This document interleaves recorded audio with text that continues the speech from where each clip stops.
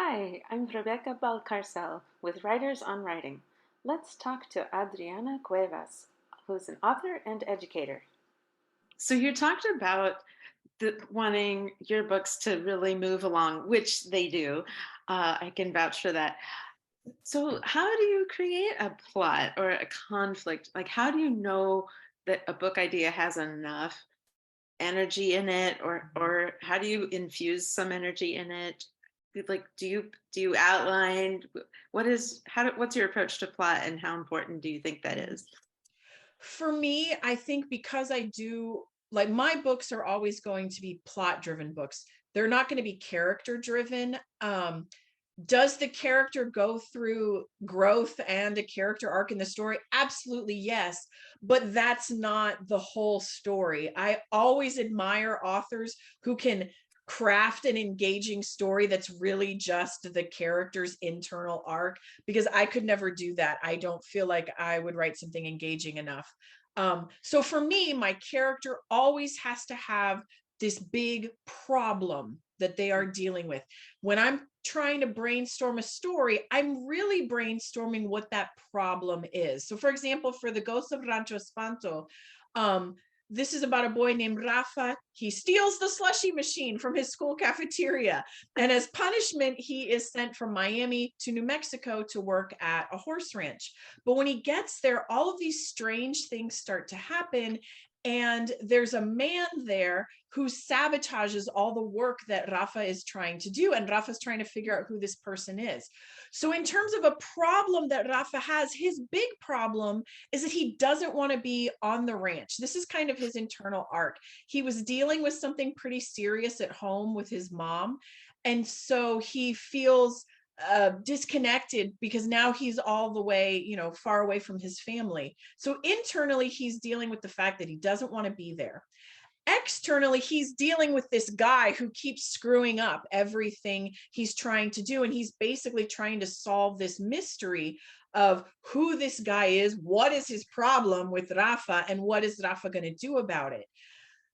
A good plot driven story is actually going to marry your external problem and your internal problem. So Rafa's external problem of having to deal with this guy, his internal problem of not wanting to be on the ranch, end up coming together towards the end of the story.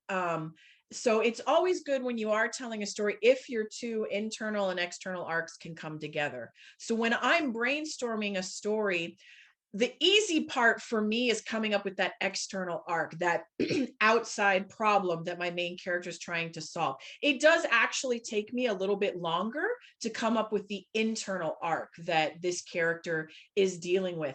And usually I might actually write my whole first draft without even knowing what that internal arc is yet, because it'll come to me as I'm drafting. And then, of course, I have to go back, revise, sometimes rewrite the whole book, now incorporating this internal arc. So for me, for plot, it's about those two things, marrying that internal and that external arc.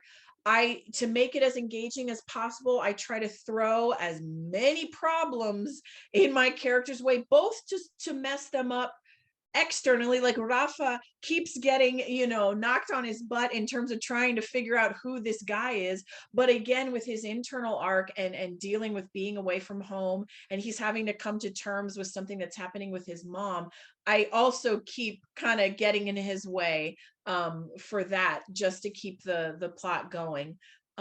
So yeah, for me, I do outline, but I don't outline the whole book. I actually go back and forth. I will outline the first probably 10 chapters, which for a middle grade novel is about the first third for me. But then I'll stop, I'll go back and I will write those 10 chapters. And then I'll outline the middle of the book, go back and write it, outline the end of the book, go back and write it. The reason that I go back and forth is I know my ideas for my story are going to change as I'm writing. Like the number of times that I've created a secondary character in that first third of the book, and as I'm writing, I really like them. And so I want them more in the story. So then I would have had to have changed my outline. Or a lot of times I've realized the problem that I gave my main character in that first third of the book. Well, my God, they're going to solve this in like 10 chapters and then the book's going to be done, but I've got to write more. So I have to complicate things. I usually don't know what the endings of my books are. Like there's a lot of authors, that's like the first thing they know, and then they kind of reverse engineer it. I could never do that. For like the Ghost of Rancho Espanto, I didn't know how I was going to wrap it up until I got there and was like, oh, okay, I think I can figure this out. So everybody does it differently. That's what works for me. But I would say a good rule of thumb is what I said before, of just making sure you have a really strong internal and external arc for your story. And if those two things can come together at the end, that is, I get so excited when that ends up happening in my books. Excellent. Yeah, that's a great approach.